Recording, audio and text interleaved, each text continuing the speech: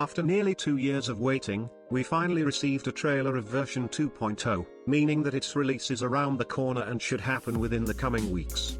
This trailer, directed by a fellow content creator Dweller, showcases a ton of the new stuff that's coming in this update, including a new UI, extension and some other minor changes. In this video I'll analyze the trailer, as well as other information that's popped up and explain my theories for this update. Right at the beginning we can see a new area, along with a double class 156. While still following this class 156, the camera changes to a new station, most probably the one with the signaling box that was sneak peeked back in March. Still on the same train, the camera changes to a different position, showing the train's destination, Edgemead.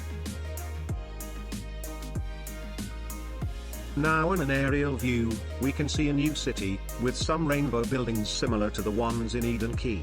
This is somewhere near the Rayleigh Bay terminus, as the scenery is similar to the one from the Class 170 sneak peek. And now we're on a 3-platform terminating station, with a Class 158 that's also going to Edgemead. And now we have a new train, the Class 385. It's going to St. Helens Bridge, as you can see in the platform information screen.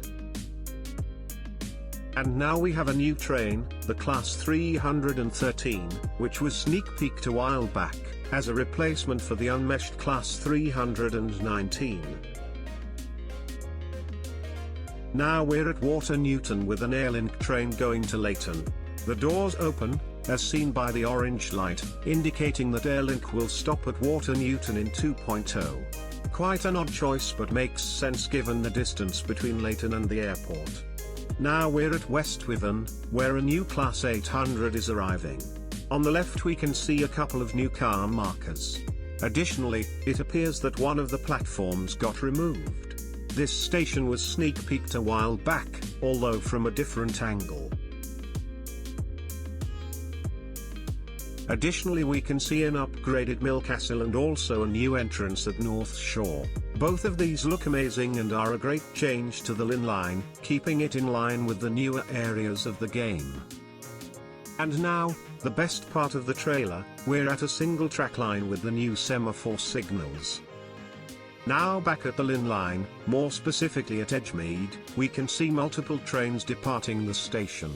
Interestingly, some of them go to a new track that curves to the right instead of going to Leighton. Speaking of Leighton, we're not at Leighton City with yet another Class 156 going to Rayleigh Bay, which is odd given that we've also seen a train going to this same terminus but running from Lynn. This train will most likely reverse direction at Edgemead, just like how Airlink trains reverse at Terminals 2 and 3. And now we're seeing the same Class 156 at Edgemead, stopping there and then reversing to go to Rayleigh. And once again we're following a train, this time going towards the extension, passing through the signal box station, Kamalia Bridge, the semaphore signal station and Rayleigh Bay. At Rayleigh we can also see an express train departing, going towards Lynn. We also have a quick shot of Stepford Victoria. Now we're at Farleigh, with a showcase of the new dispatching UI. Overall it's pretty much the same as the old one, except that it looks much cleaner. Speaking of new UI, we've also got the new driver UI, showing the name of a new station, a Slockby, as well as the head code letter of Rayleigh Bay. This UI features new information such as the distance to the next signal and the platform allocation. Now we've got a quick shot of the new Class 321, at North Shore, as well as the train's cab.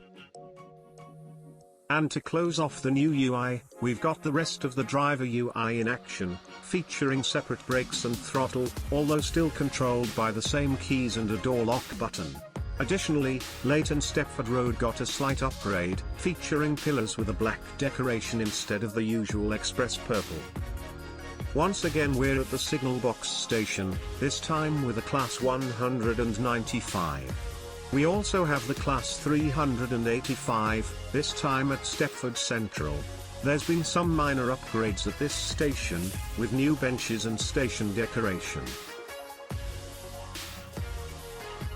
And back at Rayleigh we can see a Class 43 arriving, further confirming that Express will serve this branch. Now at Whitefield Lido, we can see an upgraded Electra Star that looks just as good as the ones on Train Sim World. Huge fan of this Ramesh. Once again at the signal box station, we can see an express passing without stopping.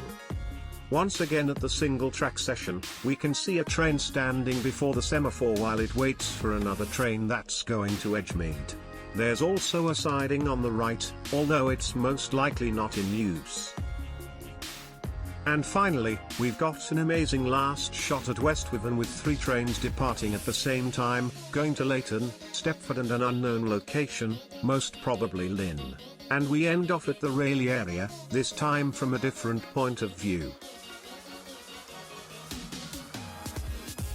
With this information, we can assume a few things about this new branch.